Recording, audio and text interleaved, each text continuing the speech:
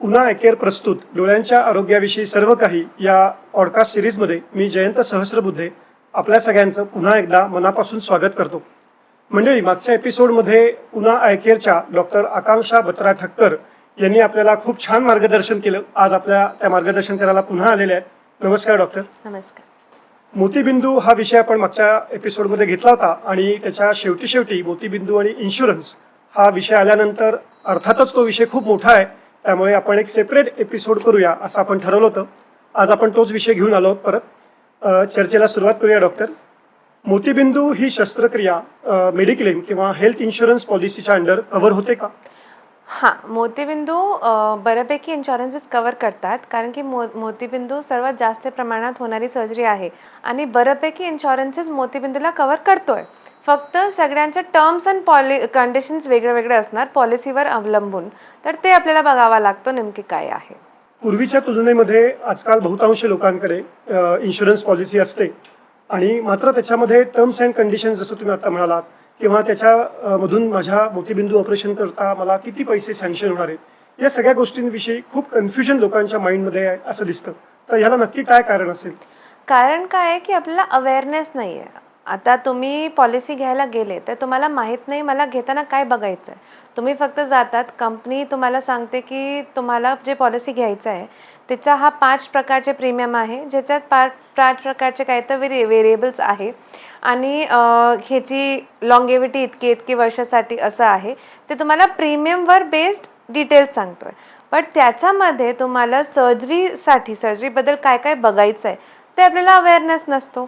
Suppose आपण कॅटरॅक्टसाठी बोलले तर कॅटरॅक्टचा एक पर्टिक्युलर अमाऊंट असतो, जे आपण कॅपिंग म्हणतो. म्हणजे एक पर्टिक्युलर प्रीमियमवर तुम्हाला एक पर्टिक्युलर अमाऊंटच सँक्शन होणार आहे, तो कॅपिंग असतो. तुमचा एक को पेमेंट असतो. 1 वर्षांनी तुम्ही दोन्ही डोळ्याची सर्जरी बॅक टू बॅक करू शकतात की एक करून तुम्हाला दुसरीसाठी वेट करावा लागणार आहे. सपोज तुम्हाला कॅटरॅक्ट सोडून दुसऱ्या डोळ्याची काही शस्त्रक्रिया लागली तर त्याच्यासाठी काही वेटिंग पिरियड वेगळं असणार आहे की सेम वर्षांनी होऊ शकतो. ते सगळे टर्म्स अँड कंडिशन्स असतो पॉलिसीचे, ते आपण बघत नाही कारण की आपल्याला अवेअरनेस नसतो. म्हणून ते सगळे कन्फ्युजन्स येतोय. बऱ्याच लोकांना असं वाटतं की माझ्या पॉलिसीची सम एश्युअर्ड ही 10 लाख आहे, 20 लाख आहे म्हटल्यानंतर मला कितीही अमाऊंट कॅटरॅक्टसाठी सँक्शन होऊ शकते, किंवा मी आता इतके वर्ष हप्ते भरतोय पॉलिसीचे आणि इतक्या वर्षात मी कुठला क्लेमही केला नाही, तर कॅटरॅक्टसाठी तर मला भरभक्कम रक्कम मिळायला पाहिजे. तर असं हे मिथ असावं असं मला वाटतंय. तुम्ही याच्यावर जरा प्रकाश टाका. सो तुम्ही जे पॉलिसी घेतलेली आहे त्याचं जे प्रीमियम आहे तो प्रीमियममध्ये तुम्हाला बऱ्यापैकी ऑप्शन्स आहे कवर व्हायला. फक्त कॅटरॅक्ट सर्जरी तर नाही आहे, म्हणून ते 5 लाखचा सपोज तुमचा प्रीमियम असला तर पूर्ण 5 लाख तुम्ही कॅटरॅक्टसाठी वापरू शकता, तसं नसतो. कॅटरॅक्टसाठी एक फिक्स्ड पर्सेंटेज असतो किंवा एक फिक्स्ड अमाऊंट असतो, तो तुमच्या प्रीमियमवर डिपेंड करतो आहे, बट डिरेक्टली तुमच्या प्रीमियमच्या इक्वेलंट नसतो. सो सपोज तुमचे पॉलिसीमध्ये 10% कॅटरॅक्ट मिळणार आहे असं आहे, तर 5 लाखाच्या 10%च तुम्हाला ते कॅटरॅक्ट सर्जरीसाठी मिळणार आहे असं असतो. डिरेक्टली प्रीमियम अमाऊंट तुम्हाला क्लेम नाही करता येत कॅटरॅक्ट सर्जरीसाठी. एखाद्या व्यक्तीने समजा यावर्षी पॉलिसी सुरू केली, जानेवारीमध्ये आपण असं एक उदाहरण म्हणून घेऊ, आणि त्याच्या आईवडिलांचं ऑपरेशन मोतीबिंदूचं त्याला एक मार्च किंवा एप्रिलच्या दरम्यान करायचं आहे, तर ते होऊ शकतं का? इमिजिएटली होत नाही आहे, कारण की कंपनीने एक वेटिंग पिरियड ठरलेली आहे. का? कारण की सपोज कॅटरॅक्ट जसं आपण बोललो सगळ्यांना होणारच आहे, तर आज मला कॅटरॅक्ट डिटेक्ट झाला, मी पॉलिसी घेतली, उद्या करता आला तर कंपनीसाठी ते फेअर नसणार आहे. म्हणून त्याने एक वेटिंग पिरियड ठरलेला आहे. आता तो इंडिव्हिज्युअल पॉलिसीमध्ये 2 वर्ष किंवा 3 वर्ष होऊ शकतो. कॉर्पोरेटमध्ये कधी वेटिंग पिरियड नसतो, कारण की ते वर्षानुवर्ष होत चाललेली पॉलिसी आहे. आणि कधी इंडिव्हिज्युअल पॉलिसीमध्ये सपोज तुम्ही एक कंपनीची पॉलिसी घेतली आणि तुम्हाला तो चेंज करायची आहे, पोर्ट करायची आहे, तर दुसरी कंपनीमध्ये तुम्ही पोर्ट केली तरी पण तो वेटिंग पिरियडसुद्धा तुम्ही ट्रान्सफर करू शकता. तर तुम्हाला ते बाय स्क्रॅच स्टार्टिंगपासून नाही स्टार्ट करावा लागणार आहे. बोलताना तुम्ही आता कॉर्पोरेट पॉलिसीचा उल्लेख केला, तर इंडिव्हिज्युअल पॉलिसी आणि कॉर्पोरेट पॉलिसी यामध्ये मिळणाऱ्या बेनिफिट्समध्ये काही फरक असतो का? पहिला प्रश्न. आणि त्याचा अजून एक म्हणजे कॅटरॅक्टसाठी मिळणारे परत जे काही सँक्शन अमाऊंट असते त्यामध्येही काही फरक असतो का? सो डेफिनेटली डिफरन्स आहे, कारण की इंडिव्हिज्युअल पॉलिसी म्हणजे काय, मी कंपनीकडे गेलेली, मी पॉलिसी विकत घेतली माझी आणि माझी फॅमिलीसाठी, तो इंडिव्हिज्युअल पॉलिसी आहे. आणि कॉर्पोरेट पॉलिसी म्हणजे माझे जे वर्क आहे, जे कंपनी आहे जिथे मी काम करते, तो कंपनीनी इन्शुरन्स कंपनीशी नेगोशिएट करून सगळे एम्प्लॉईजसाठी एक पॉलिसी घेतलेली आहे, ज्याचे बेनिफिट ते ट्रान्सफर करतात. तो कॉर्पोरेट पॉलिसी आहे. तर कॉर्पोरेट पॉलिसी म्हणजे तुमची जी कंपनी आहे त्यांनी बऱ्यापैकी एम्प्लॉईजसाठी ते घेतलेली आहे, म्हणून त्यांचे नेगोशिएशन आणि टर्म्स अँड कंडिशन थोडे जास्त रिलॅक्स्ड असते. इंडिव्हिज्युअल पॉलिसीमध्ये तर थोडे स्ट्रिंजंट किंवा फिक्स्ड असते. तो मेन डिफरन्स आहे दोन्हीमध्ये. मेडिक्लेमचा जेव्हा उल्लेख होतो तेव्हा कॅशलेस, रिएम्बर्समेंट असे त्याचे जे प्रकार आहेत याविषयी बोललं जातं. तर याविषयी थोडीशी डिटेल माहिती सांगा. सो एकदा तुम्ही इन्शुरन्स पॉलिसी घेतली तर तुम्ही त्याचं बेनिफिट कॅशलेस आणि रिइम्बर्समेंट दोन वेजनी घेऊ शकता. कॅशलेस म्हणजे काय, जसं नाव सांगतोय कॅशलेस म्हणजे जास्ती पैसे ना भरताना तुम्हाला तो सर्जरी करता यायला पाहिजे. सो कॅशलेसमध्ये काय असतो, हॉस्पिटल एक मीडियम आहे तुमच्या आणि तुमच्या कंपनीच्या मध्ये. सो तुमची जी पॉलिसी आहे, डिटेल्स आहे, तो हॉस्पिटल कंपनीला पाठवणार आहे की हा जे पेशंट आहे तो 15 तारखेला कॅटरॅक्ट सर्जरीसाठी शेड्यूल्ड आहे आणि कंपनीला एक इनिशियल अप्रूव्हल, कंपनीला डॉक्युमेंट्स पाठवले की कंपनी एक इनिशियल अप्रूव्हल इश्यू करते. त्याच्यावर काय असतो की टेंटेटिव्हली पेशंटला इतका अमाऊंट सर्जरीसाठी मिळणार आहे. त्याच्यानंतर आपण फायनल अप्रूव्हल, फायनल सर्जरी झाली की आपण फायनल डॉक्युमेंट्स पाठवतो कंपनीला. त्याच्यानंतर कंपनी एक फायनल अमाऊंट पाठवते आहे की हा सर्जरीसाठी हा पेशंटला इतकाच अमाऊंट मिळणार आहे आणि तो अमाऊंट डायरेक्टली हॉस्पिटलला ट्रान्सफर होतो आहे. हालाकी आता हल्ली इन्शुरन्स कंपनीने एक लेटेस्ट अपडेट काय केला आहे, 1-2 कंपनीने असा लास्ट वीकच इश्यू केलेला आहे की ते जे इनिशियल अप्रूव्हल देणार आहे तो फायनल अमाऊंटचाच देणार आहे. तर पेशंटला पण अर्धी कल्पना येईल की मला इतका अमाऊंट मिळणार आहे, तर वरची काय अमाऊंट आहे तर माझी तयारी असायला पाहिजे. रिइम्बर्समेंटमध्ये काय असतो की तुम्हाला हॉस्पिटलमध्ये तुमच्या फिक्स झाला की मला 15 तारखेला ऑपरेशन करायचं आहे, तर तुम्हाला स्वतः तुमची कंपनीला एक इंटिमेशन पाठवावा लागतो की मी सर्जरी करणार आहे 15ला आणि हॉस्पिटलमध्ये सर्जरी करून तुम्हाला एक अमाऊंट पे करावा लागतो, तुमचे पॅकेजचा जे अमाऊंट आहे. आणि त्याच्यानंतर हॉस्पिटल तुम्हाला डॉक्युमेंट्स देणार आहे, ते तुम्हाला घेऊन कंपनीला सबमिट करावा लागतो. एकदा कंपनीने ते प्रोसेस केला की तो अमाऊंट तुम्हाला डायरेक्टली ट्रान्सफर होतो.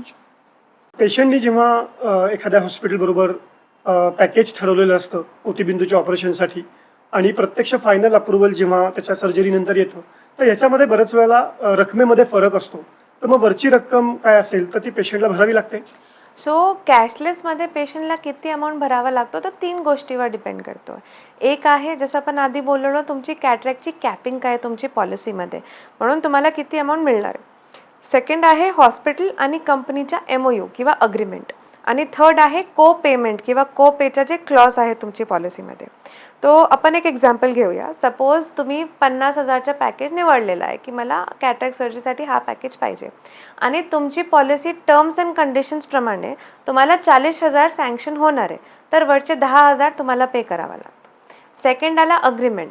सपोज तुम्ही 50,000चा पॅकेज धरलेला आहे, बट जे कंपनी आणि हॉस्पिटलच्या मध्ये अग्रीमेंट आहे त्याच्याप्रमाणे हॉस्पिटलला कंपनी 48,000च देऊ शकते, तर तुम्हाला वरचे 2,000 पे करावा लागणार आहे. आणि थर्ड को पेमेंट. तर सपोज तुम्हाला 50,000 कंपनी सँक्शन करू शकते टर्म्स अँड कंडिशनप्रमाणे, बट 10% को पेमेंटचा एक क्लॉज आहे तुमच्या पॉलिसीमध्ये, तर तुम्हाला 45,000च कंपनीकडून येणार आहे हॉस्पिटलला आणि 5,000 तुम्हाला पे करावा लागणारच. तर ते को पे पण पे करावा लागतो. ते तुमच्या पॉलिसीमध्ये लिहिलंच असतो की तुम्हाला को पे आहे की नाही आणि किती पर्सेंटेज आहे असं. प्रत्यक्ष सर्जरी झाल्यानंतर जेव्हा हॉस्पिटल फायनल डॉक्युमेंट्स कंपनीला पाठवते आणि तिथपासून ते प्रत्यक्ष फायनल अप्रूव्हल येईपर्यंत मध्ये बराच वेळ जातो. सर्जरीनंतरही पेशंटला जवळपास 2-3 तास थांबावं लागतं. तर ह्याच्या मागे काय कारण असेल? काय आहे, कंपनीने इन्शुरन्स कंपनीने एक रूल केलेला आहे की फायनल अप्रूव्हल यायला आधी तुम्ही पेशंटला डिस्चार्ज नाही करू शकत, म्हणून ते वेटिंग पिरियड असतो कॅशलेसमध्ये. हावेवर डे केअर ऑप्थॅल्ममध्ये डे केअर असल्यामुळे ते 2-3 तासाच्या पुढे युजली जात नाही आहे, काही डिस्क्रिपन्सी नसली तर. बट एक तर आहे की कंपनीला ते जे तुम्ही इन्फॉर्मेशन पाठवली आहे, फायनल डॉक्युमेंट्स पाठवले, तर त्यांना क्रॉस चेक करावा लागतो की पेशंटची टर्म्स अँड कंडिशनप्रमाणे त्यांना आपण किती फायनल अमाऊंट सँक्शन करू शकतो. आणि सेकंड काय, कधी कधी त्यांना कन्फर्मेशन लागतो आहे की ॲक्च्युली हा पेशंटची सर्जरी तुमच्या हॉस्पिटलमध्ये झाली आहे की नाही, सेम सर्जरी झाली की नाही. तर कधी कधी ते चेक करायला पण येऊ शकते की हा पेशंट सध्या आहे की नाही हॉस्पिटलमध्ये, घरी तर नाही गेलेला आहे. तर ते दोन्ही कारणामुळे ते वेटिंग करावा लागतो. एकदा फायनल अप्रूव्हल आला की तुम्ही बिल सेटल करून घरी जाऊ शकता. कॅशलेस असू देत किंवा रिइम्बर्समेंट असू दे, याच्यामध्ये हॉस्पिटलचं इन्शुरन्स डिपार्टमेंट किंवा इन्शुरन्स डेस्क आपण म्हणू की पेशंटला काय काय मदत करू शकतं?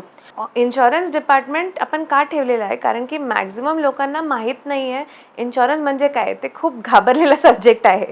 तर म्हणून इन्शुरन्स डिपार्टमेंटमध्ये 1 किंवा 2 माणूस असते जे तुम्हाला हँड होल्डिंग करणार आहे.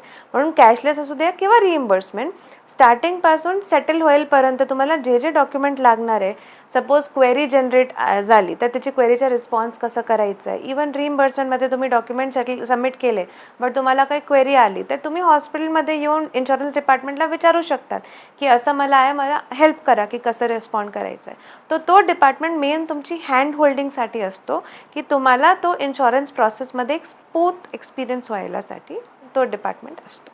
मागच्या एपिसोडमध्ये तुम्ही आम्हाला सांगितलं होतं की बेसिक लेन्सेस किंवा मोनोफोकल लेन्सेस आणि लाईफस्टाईल लेन्सेस यामध्ये बराच फरक आहे आणि पुढचं आपली लाईफस्टाईल कशी असेल पुढची याप्रमाणे त्या लेन्सेस डिझाईन केलेल्या असतात. तर लाईफस्टाईल लेन्सेससुद्धा किंवा त्यासाठी लागणारं पॅकेज आणि ते ऑपरेशनसुद्धा मेडिक्लेमच्या अंतर्गत कव्हर होतं. सो जसं आपण बोललेलो लाईफस्टाईल लेन्सेस म्हणजे तुमच्या जे व्हिज्युअल नीड्स आहे त्याच्यासाठी जे तुम्हाला लेन्स सिलेक्ट करायचे तो लाईफस्टाईल लेन्सेस असतो. आणि insurance companies monofocal lifestyle lenses सगळे लेन्सेस आता कवर करतो आहे. बट एक्झॅक्टली कुठली लेन्सेस तुमच्या पॉलिसीमध्ये कवर होऊ शकतो ते आपल्याला टर्म्स अँड कंडिशन्समध्ये बघावं लागतं. त्याचं पण कुठली पॉलिसीमध्ये काय क्रायटेरियाज असतो. प्रत्यक्ष जेव्हा पेशंट डिसिजन घेतो की मला मोतीबिंदूसाठी हे पॅकेज घ्यायचं आहे तर युजली असं लक्षात येतं की जेवढं मला सँक्शन मिळणार आहे मेडिक्लेमकडनं तेवढ्यातच माझं बसवा गणित. कारण काय पैशाची अडचण असू शकते किंवा कोणाला असं वाटतं की मला वरनं नको पैसे घालायला. एक डॉक्टर म्हणून तुम्ही पेशंटला हे सिलेक्शनसाठी काय तुम्ही सल्ला द्याल? सो मेन काय, इन्शुरन्स एक सपोर्ट सिस्टम आहे. आपल्याला वाटतो की आपण इतके वर्ष त्याच्या प्रीमियम भरतो आहे म्हणून आपल्याला बेनिफिट घ्यायचं असतो. दॅट इज नॉर्मल, ते घ्यायला हवं. बट तो एक सपोर्ट सिस्टम आहे. नाव सपोज मला उद्या जाऊन कॅटरॅक्ट करायचा आहे तर माझा मेन क्रायटेरिया काय असणार आहे की मला चांगला दिसायला हवं. म्हणून मी कुठली लेन्स निवडली, माझे व्हिज्युअल बेस्ड नीड प्रमाणे मी कुठला डॉक्टर सिलेक्ट केला, कुठला सेंटर सिलेक्ट केला, कुठली टेक्निक सिलेक्ट केली ऑपरेशनसाठी, ते जास्ती महत्त्वाचे आहे. कारण की शेवटचा मला तो दृष्टीसाठी सोबत राहायचं आहे पुढे जाऊन. तर माझी व्हिज्युअल नीड्सप्रमाणे हा सगळे जे क्रायटेरियाज आहे ते जास्त इम्पॉर्टंट आहे. इन्शुरन्स एक सपोर्ट सिस्टम आहे. त्याच्यावर तुम्हाला किती मिळतो आहे तुम्ही एक ॲडअप घेऊ शकतो की ठीक आहे इतका मिनिमम अमाऊंट मला मिळणार आहे बट ह्याचा वरच्या सपोज माझी व्हिज्युअल नीडसाठी मला लागणार तर आय कॅन पे दॅट. इन्शुरन्सला आपण बेसिस नाही करू शकत पे करायलासाठी की निवडायलासाठी की मला हा पॅकेज सिलेक्ट करायचा आहे कारण की माझ्या इन्शुरन्समध्ये तो कवर होतो आहे. आणि दुसरं काय, आपण सिलेक्ट करताना काय विचार करतो आहे की आता मला इतका खर्च नाही करायचा आहे तर चष्मा लागणार, मला चालणार आहे नंतर. बट एक दुसरा थॉट प्रोसेस काय आहे की आता तुम्ही चष्मा राहून दिला तर पुढचे 10, 15, 20, 25 वर्ष तुम्हाला जे चष्मा लागणार आहे, दर वर्ष किंवा 2 वर्षांनी एकदा तुम्ही चष्मा करणार आहे, त्याचा पण एकदा केला 3-4 हजार रुपये खर्च जाणारच.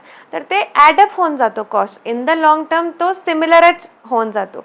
म्हणून एकदा जेव्हा तुम्ही कॅटरॅक्ट सर्जरी करायची आहे तेव्हा आपल्याला बसून आधी हा बघावा लागतो की मला काय पाहिजे, कुठली लेन्स मला असं वाटते माझ्यासाठी योग्य आहे. त्याचा नंतर तुम्ही बघा इन्शुरन्समध्ये जे कवर आहे तो एक सपोर्ट सिस्टम आहे, त्याला सपोर्ट राहू द्या, त्याला मेन डिसिजनच्या बेसिस नको करा. तर असं आहे मंडळी, इन्शुरन्स आणि कॅटरॅक्ट हा विषय आज आपण घेतला. सगळ्यांच्या मनातल्या प्रश्नांची उत्तरं आज आपल्याला मिळाली असतील. डॉक्टर आकांक्षा यांनी खूप छान मार्गदर्शन आज केलं. याच्या व्यतिरिक्त सुद्धा तुमच्या मनामध्ये जर काही शंका असतील तर तुम्ही आजच्या एपिसोडच्या कमेंट सेक्शनमध्ये नक्की विचारा. डॉक्टर आकांक्षा याची उत्तरं तुम्हाला नक्की देतील. आजचा आपला एपिसोड तुम्हाला कसा वाटला हेही कमेंट सेक्शनमध्ये जरूर कळवा. पुन्हा ऐकेर प्रस्तुत असे वेगवेगळे एपिसोड आणि डोळ्यांच्या आरोग्याविषयी आम्ही घेऊन येणार आहोत. Stay tune. थँक्यू. धन्यवाद मॅडम. थँक्यू.